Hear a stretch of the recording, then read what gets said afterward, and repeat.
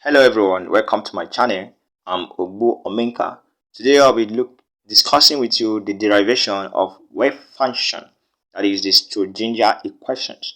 The first step is recall that the wave function is equals to a exponential bracket I kx. This is one of the Euler formula in order to find the expression or the equation for the schrödinger equations. That is differentiating with respect to x, differentiating the expressions wave function equal to a exponential I kx with respect to x gives the wave function of phi all over dx is equal to ik times a exponential ikx. Second order derivatives of the expression also gives this square wave function all over dx squared is equals to ik bracket close bracket ik bracket close times a exponential ikx. We have to record that in our complex number I squared is equal to -1, and from the question that we are solving, we record that wave function is equals to a exponential ikx. Therefore, our expression this squared wave function all over the x squared will be equal to minus x squared times the wave function. Then we can also rearrange it by saying that x squared wave function is equal to minus this squared wave function all over the x squared. That gives us an equation 1. The second step, from the classical mechanics, we understand that the total energy of a system is equal to the kinetic energy of a system plus the potential energy of a system. Also recall that kinetic energy is equal to 1/2 mv squared, and the potential energy is also equivalent to voltage. Therefore, we can represent E to be equal to 1/2 mv squared plus V. Since 1/2 mv squared is also related to what? Linear momentum, which is equal to p squared all over 2m. Therefore, we say since 1/2 mv squared is equal to p squared all over 2m, we can now represent the equations E to be equal to p squared all over 2m plus v.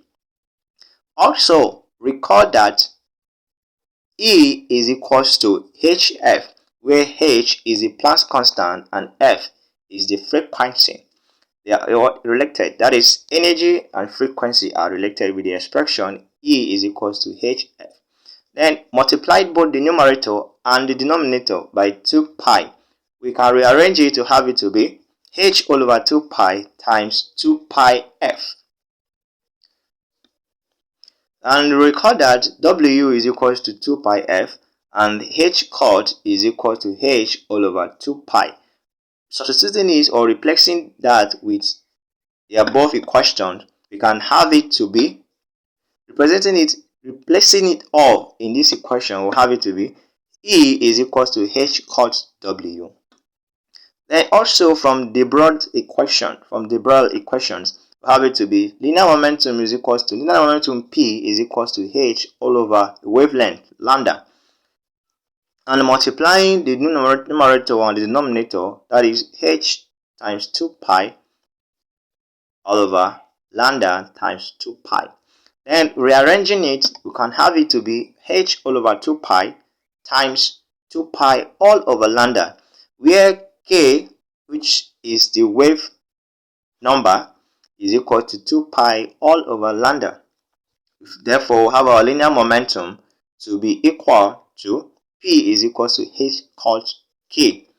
For quantum mechanics, we will have it to be h cos w, which stands for energy in the classical mechanics, is equal to h cos k squared all over 2m, stands for what? Kinetic energy in classical mechanics, plus v, which is the potential energy in classical mechanics. So for a quantum mechanics, h cot w is equal to h cot t h cot k squared all over 2m plus v. This gives us the second equation. Step 3. Since we have derived from the quantum mechanics, h cot w is equal to h cot k all in brackets squared all over 2m plus v. Multiplying all through by the wave function gives h cot w wave function is equal to h cot squared all in brackets k wave function bracket close squared divided by 2m plus v wave function. Then, from as the arrow indicates, from equation 2 we have it to be h cot w wave function is equal to e wave function, and from equation 1 k squared wave function is equal to minus t squared wave function all over tx squared. Therefore, e wave function is equal to minus h cot squared all over 2m times d squared wave function all over dx squared plus v wave function, where the h is equal to minus the h with an arrow at the top with an arrowhead which represents the Hamiltonian operator is equal to minus h2 all over what 2m times d squared wave function all over the x squared plus v. Hence, e wave function is equal to h wave function. Generally, the expressions for a schrödinger equation, that is what time independent, is equal to e wave function equal to minus h cot squared all over 2m d squared wave function all over dx squared plus v wave function. Thanks for watching. Please click on the subscribe button to be notified when related videos like this being posted. Thank you.